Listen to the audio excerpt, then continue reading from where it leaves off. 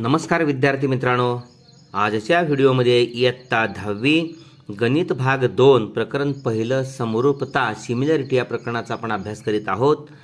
यानंतर आपण प्रमाणाचे मूलभूत प्रमेय बेसिक प्रोपोर्शनॅलिटी थेरम या अत्यंत महत्त्वाच्या प्रमेयाचा अभ्यास करणार आहोत। या ठिकाणी हे प्रमेय परीक्षेसाठी तर महत्त्वाचं आहेच, परंतु यावरील उदाहरणेही असतात। त्यामुळे उदाहरणे किंवा प्रमेय यासाठी हमखास हे प्रमेय अत्यंत महत्त्वाचं आहे। त्या दृष्टीनं या प्रमेयाकडे पाहावं। प्रमेय काय आहे?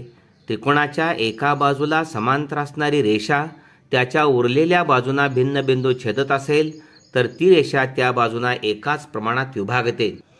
या आकृतीमध्ये आपण पाहिलं तर आपल्या लक्षात येईल त्रिकोण ABC मध्ये या ठिकाणी BC या एका बाजूला ही रेषा L समांतर रेषा आहे आणि AB आणि AC या दोन बाजूंना P आणि Q या भिन्न बिंदूत ती छेदून जाते। अशा परिस्थितीमध्ये ही जी रेषा L या बाजूंना म्हणजे AB ला आणि AC ला एकाच प्रमाणात विभागते, म्हणजे AP भागिले PB बरोबर AQ भागिले QC अशा पद्धतीनं या प्रमाणात विभाजन करते रेषा L ही या दोन बाजूंचे AB आणि AC। ओके, पक्ष म्हणजे दिलेल्या बाबी त्रिकोण ABC मध्ये रेषा L ही समांतर रेख BC ला आहे दिलेल्या बाबी, आणि रेषा L ही बाजू AB ला P मध्ये आणि रेषा AC ला Q मध्ये छेदते। साध्य AP भागिले PB बरोबर AQ भागिले QC हे दाखवायचं आहे। रचनेमध्ये या ठिकाणी रेख PC आणि रेख BQ जोडलेले आहेत। या ठिकाणी सिद्धता लिहित असताना त्रिकोण APQ आणि त्रिकोण PQB म्हणजे AB ही जी बाजू आहे त्या बाजूमधला या बाजूचे दोन भाग येत आहेत, AP आणि PB। त्रिकोणांची नावं घेतली आहेत। APQ या त्रिकोणाचा त्या बाजूवरचा AP हा जो भाग आहे तो पाया आहे, आणि PQB या त्रिकोणाचा सुद्धा AB चा जो भाग आहे PB हा पाया आहे, आणि हा पाया एकरेषीय आहे। आणि एकरेषीय पाया असल्यामुळे या दोघांचा Q हा सामायिक शिरोबिंदू आहे। APQ आणि PQB Q या सामायिक शिरोबिंदूतून APQ या त्रिकोणाच्या AP बाजूवरती उंची टाकली तर ती उंची अशी भेटेल आपल्याला।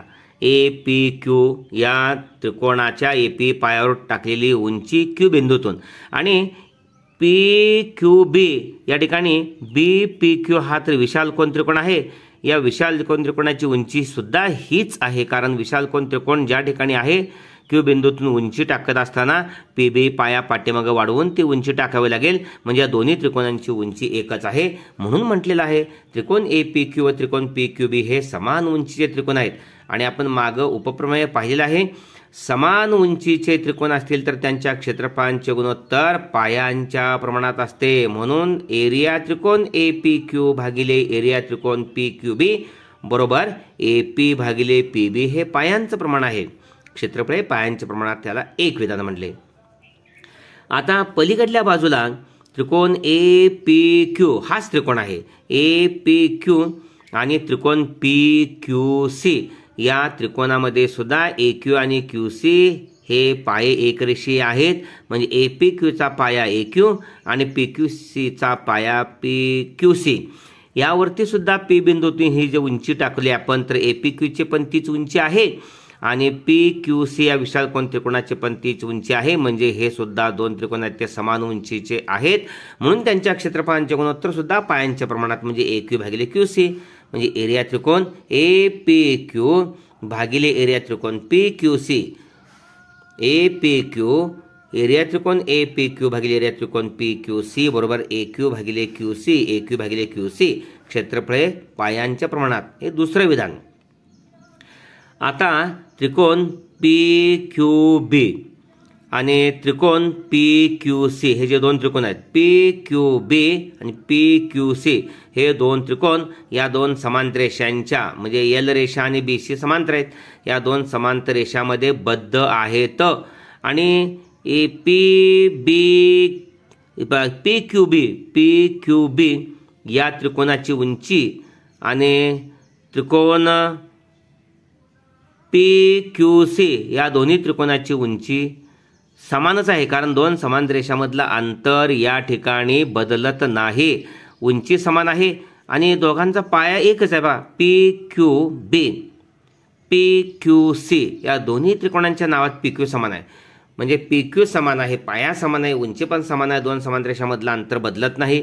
म्हणजे त्रिकोण PQB व त्रिकोण PQC यांचा रेख PQ हा समान पाय आहे आणि रेख PQ समांतर BC, रेख PQ समांतर BC, म्हणून त्रिकोण PQB आणि PQC या दोन त्रिकोणाची उंची समान आहे.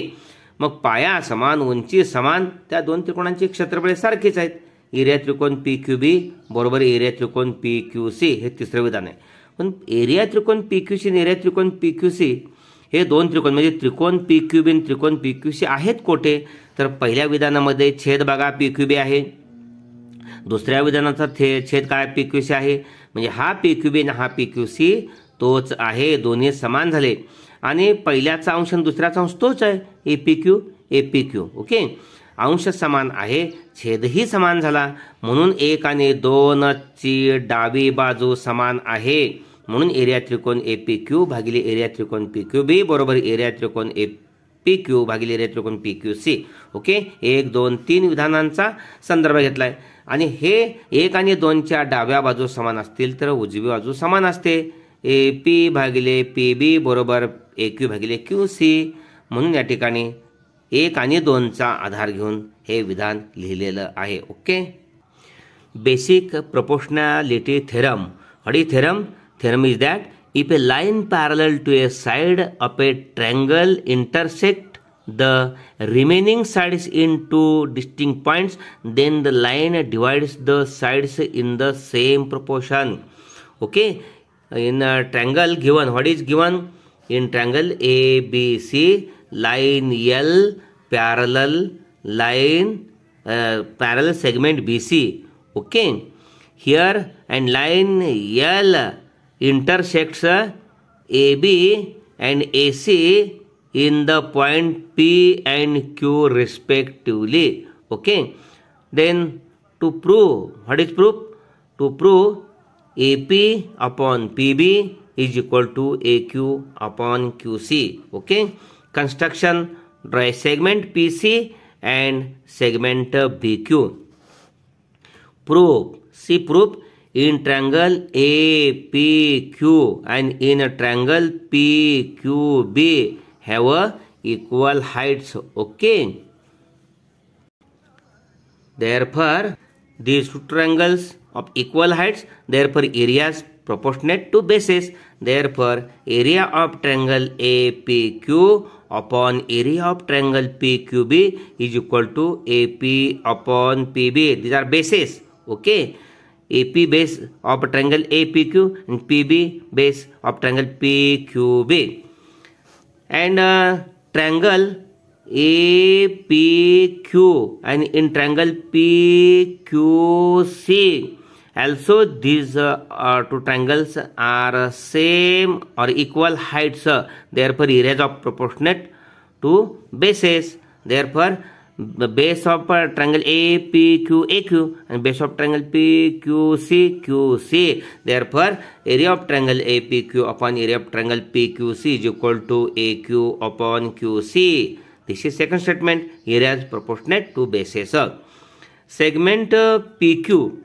Segment PQ is a common base of triangle PQB and triangle PQC. Is it right? Segment PQ is a common base of triangle PQB and triangle PQC, and segment PQ, that means line L parallel segment BC. Hence the heights of triangle PQB and PQC have equal heights. Therefore these two triangles PQB and PQC same base and equal heights. Therefore areas of those triangles are equal. Therefore area of triangle PQB is equal to area of triangle PQC. This is third statement. Okay, from first, second and third, here in a triangle, in statement first, what is numerator? Area of triangle APQ.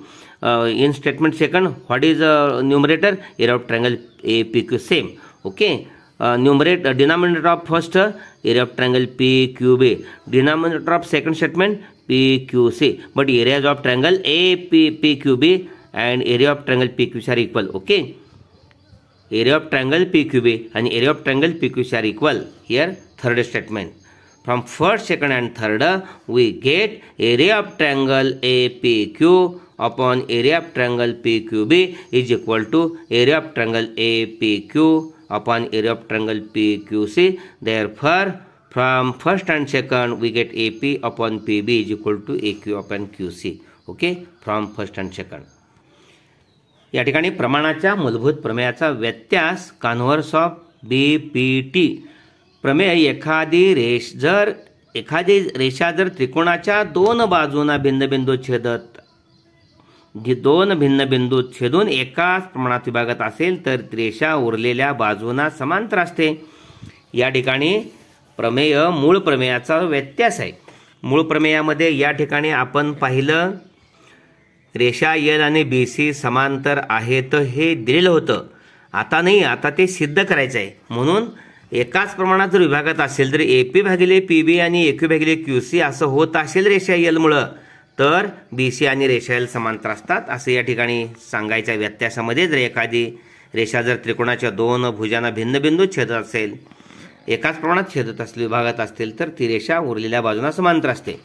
जर रेषा L ही त्रिकोण ABCच्या बाजू AB आणि बाजू AC ला P आणि Q बिंदू छेदत असेल, म्हणजे जर रेषा L ही AB ला P मध्ये आणि AC ला Q मध्ये छेदत असेल आणि या ठिकाणी एकाच प्रमाणात म्हणजे AP भागिले PB आणि AQ भागिले QC या एकाच प्रमाणात छेदत असेल तर रेषा L ही BC ला समांतर असते. ओके, म्हणजेच रेषा L ही त्रिकोण ABCच्या बाजू AB आणि बाजू AC ला अनुक्रमे P आणि Q बिंदू छेदत असेल आणि AP भागिले PB बरोबर AQ भागिले QC असेल तर रेषा L समांतर BC असते. ओके, याच्या सिद्धता परीक्षेसाठी नाही आहेत.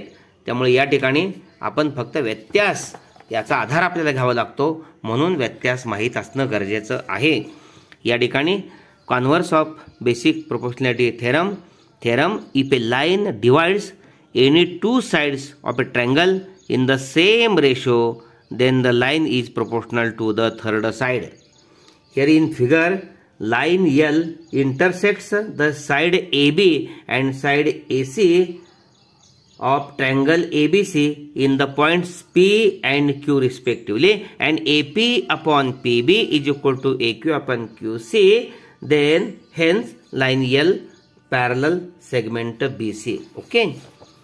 Line L intersects the side AB and side AC of triangle in the points P and Q respectively, and AP upon PB is equal to AQ upon QC. Hence line L parallel segment BC. Okay, अशा पद्धतीने हा video आपण जरूर like करा आणि आपल्या सर्व विद्यार्थी मित्रांना पाठवून त्यांच्याही गुणवत्ता वाढीसाठी प्रयत्न करा.